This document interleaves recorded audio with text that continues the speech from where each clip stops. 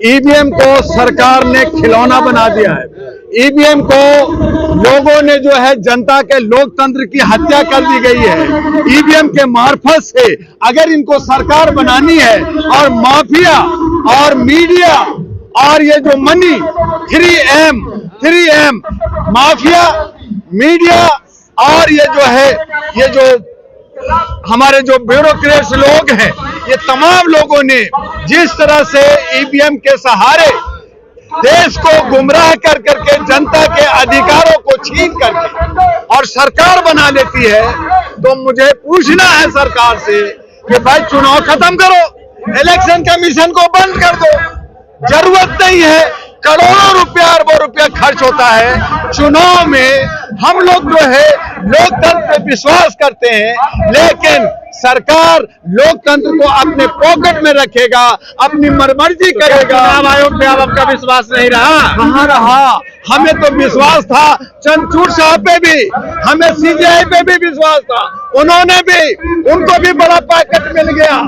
मैं न्यायपालिका के खिलाफ भी बोल रहा हूं, मैं न्याय से जुड़ा हुआ हूं, लेकिन आज न न्यायपालिका रहा, न हमारा चुनाव आयोग रहा, न ईडी रहा, न इनकम टैक्स रहा, न सीबीआई रहा, न हमारा मीडिया है। ये सब के सब जनता को शोषण करने वाले और सरकार के पट्टों बन गया है। और इसीलिए आज वकीलों को और हमारे जनता को हमारे जंतर मंतर पे आके कहना पड़ रहा है कि आप ईवीएम हटाओ और बैलेट से चुनाव कराओ, लेकिन ये मानने को तैयार नहीं है। लोग सबूत देना चाहते हैं, मानने को तैयार नहीं है। मैं इससे थोड़ा एक कदम आगे बढ़ के बात करना चाहता हूं कि 19 लाख ईवीएम मशीन जो गायब है वो कहां गया? जो ईवीएम मशीन टूट गई है, रिपेयरिंग के लिए गया है, वो कहां गया? तो ये जवाब नहीं देते।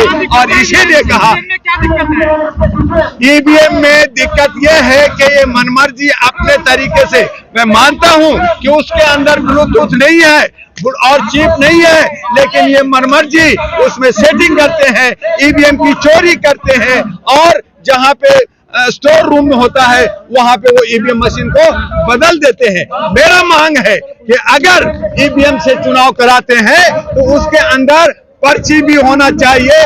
जिस तरह से हमारा मॉल में, हमारा मेट्रो में हमें QR कोड मिलता है, आप उस तरह से पर्ची का उसमें व्यवस्था कीजिए। दूध का दूध, पानी का पानी हो जाएगा, लेकिन सरकार नहीं सुन रही है।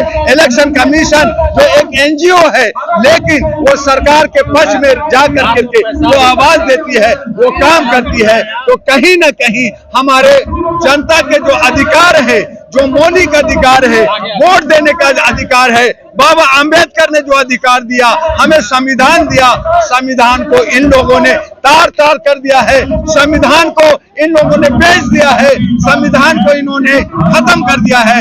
और जब संविधान ही ना रहा तो हमारा लोकतंत्र कहाँ रहेगा? और जब लोकतंत्र नहीं रहेगा तो हमारा देश कहाँ होगा? तो देश आज इन लोगों ने अपने बकौती बना दिया है। लेकिन मोदी जी जब विदेश जाते हैं तब तो कहते हैं कि मैं बुद्ध के भारत से आया हूँ, वहाँ डेमोक्रेसी है, मदर ऑफ डेमोक्रेसी है। यही दोगलापन है, यही दोगलापन है।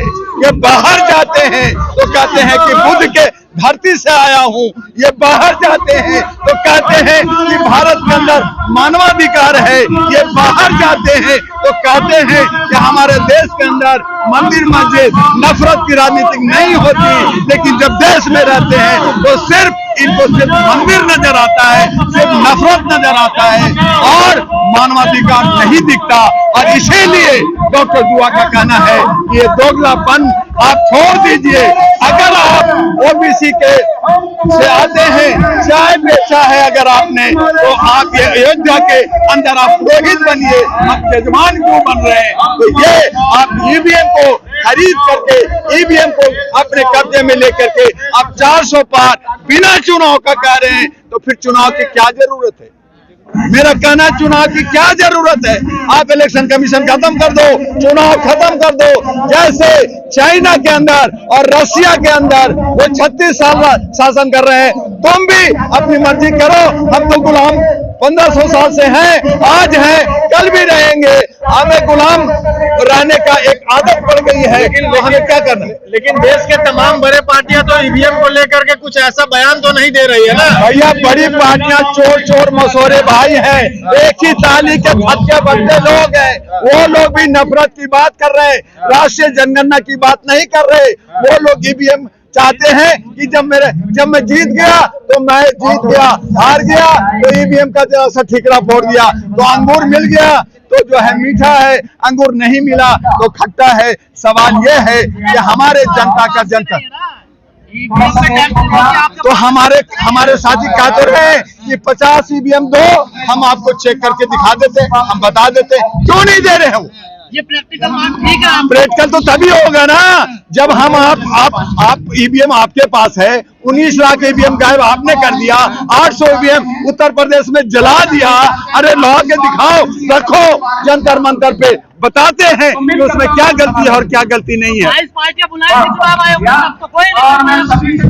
तो वो जो पार्टियां जिनको वो बुलाते हैं, वो अपने ही साथी को बुलाते हैं। वो डॉक्टर दुआ को बुलाए ना, फिर बताते हैं उनको, वो बुलाते हैं उन्हीं को जो उनके लोग हैं, उनके इर्द गिर्द और चमचे लोग हैं, जयचंद लोग हैं, उनको बुला करके और कहते हो गया।